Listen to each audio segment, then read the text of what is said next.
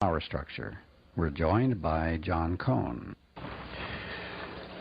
Ron, there's an old statement I've read and heard about people saying in Congress, the banks never lose.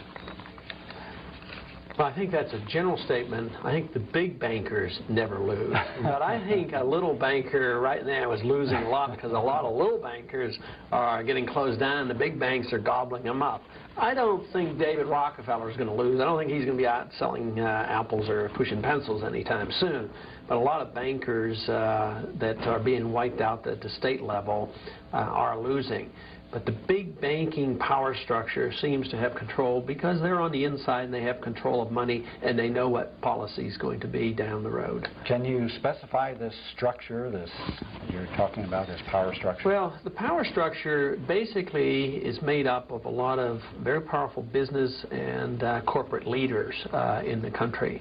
And in particular, they have formed their organizations. They've been around for a good while, and they don't even hide it anymore. You know, the Trilateral Commission, as well as the Council of Foreign Relations. No matter which president, which party is in power, they will appoint to the major offices members of these two committees. And they always have control of the Federal Reserve System. So the Wall Streeters, the big bankers, have inside information as far as what is happening and what's going on. And control over money is pretty significant because if you can control money, you're really controlling 1/2 of every single transaction. So that is a tremendous amount of power. But it doesn't look like we're going to have any independence. They say the Federal Reserve is independent, but that's a bunch of nonsense. The protection that the founders gave us to try to keep us from this happening never authorized a central bank, and they were very strict in the writing of the Constitution to limit the power of Congress to the minting of gold coins, to allowing only gold and silver to be legal tender, and prohibiting the printing of paper money. All those things we have failed to follow. That's why we have a central bank with a paper money system and a lot of inflation, high interest rates, and a very, very shaky economy. So I would say that if we would have followed the advice of the Founding Fathers and not allowed this power structure, this group of elitist bankers and industrialists to get control not only of the banking system and the monetary system, but really our foreign policy and our government. I wrote a little speech and gave a speech right before I left Congress, and I said I don't think the members of Congress really know how little effect they have in controlling things. Really, there's and that means that the Congress itself doesn't have much control. The people doesn't have much they don't have much to say about it either. The control of overall policy is really in the hands of a very small number of people who control all the administrations, all the appointments to cabinets, and certainly all the appointments to the Federal Reserve. So that shows we have a single-party political system in the United States. Just maybe split in two a little bit, but there's really no difference. It's a single party, and if you look at the obstacles put in our way as libertarians to get on ballots, it's an outrage because we have to spend more than 1/3 of our energies and our monies just to apply to get on state ballots, and this distracts us. Some states it's almost impossible to get on. They say, and I have not personally investigated every law around the world, but they say that we are one of the toughest countries in the world to get a new party system. And the American people have been conditioned that it's great to have two parties. We don't want to be like Italy where there's all these choices. We want to limit our choices. It's easier that way. And we don't want to be like the Soviet Union where there's only one party. Yeah, that's right. So they have two. But if policies never change, what's the difference? So we do have one party. And if policies never change, you know, if there would have been a difference, maybe under the Republicans we would have had closer to a balanced budget, but the deficits were worse with the Republicans. But foreign policy, the policy of intervention, subsidizing communism, and helping rich allies, that always continues, Republicans or Democrats. It was the same policy, Republican or Democrat, that supported wars like Korea and Vietnam, and the CIA operations and the FBI. All these operations are endorsed by the other two parties. But for that reason, what do? They get control of the funding as well. The other two parties get over $100 million handed to them. You know, not too long ago, we had the two conventions on national television, Republican and Democratic convention. And the American people didn't watch. They should have. They paid for it. They paid $9 million. We as citizens were forced to pay to run those conventions, $9 million apiece, and therefore they get all this exposure, making it, again, very difficult for an option, a third option, to be heard. It's very hard to get our message out.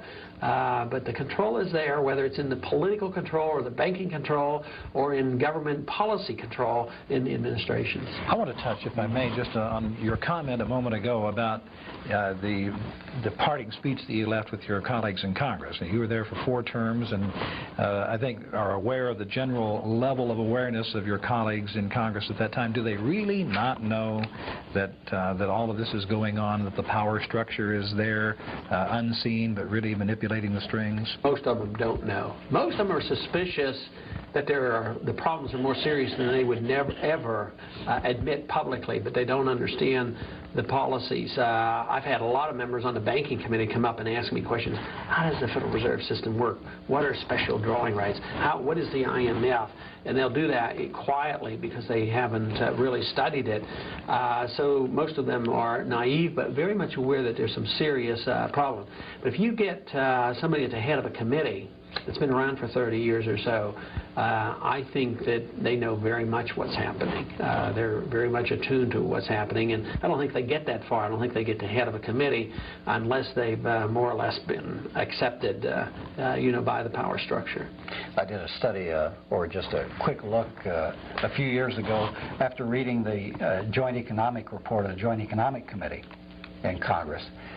And reading it, it looked like it came right out of the Trilateral Commission. It looked all the little buzzwords that the Trilateral Commission reports had, all the things that the Trilateral Commission wanted. So I looked to see if, in the memberships of organizations of these congressmen and senators, and sure enough, almost every one of them are a member of the Trilateral Commission or Bilderberger or Council on Foreign Relations. I can remember having a conversation with Barbara Conable one day.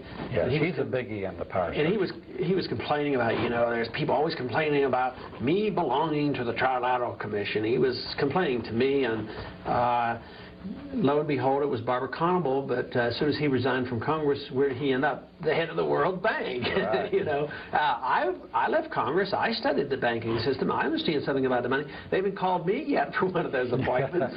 No. I've been waiting at the telephone, waiting for them to appoint me.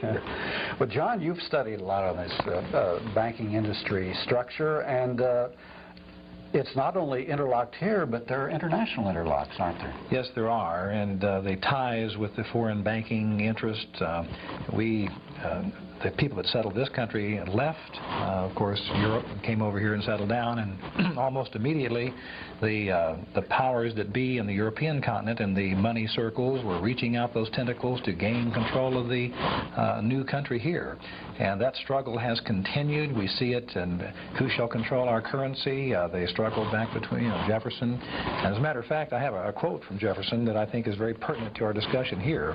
If the American people ever allow the banks to control the issuance of their currency, first by inflation and then by deflation, the banks and corporations that will grow up around them will deprive the people of all property until their children will wake up homeless on the continent their fathers occupied. So he warned us that far ago, and here we are, and what he said is coming true. Yes, and his side certainly won the fight back then. They got the right position in the Constitution. They had the debate over the money issue. The hard money people won. The Federalists lost. The Hamiltonians lost. But then subsequently it's been downhill, and certainly in this century. It never happens at one time. It isn't all or nothing. They keep chipping away, yes. Even though we got our central bank in 1913, it wasn't the total destruction of the system. It literally took from 1913 to 1971 to open up the floodgates, but it was in 71 that the last linkage to gold occurred. Of course, in the 60s there was still some linkage to silver, but since 71 all you have to do is look at the economic record of spending and deficits and all the economic problems and interest rates and all the price increases. I mean, it's just been totally out of control. And then even in 1980 there was another law that increased tremendously the power of the Federal Reserve. Credit unions and the savings loans.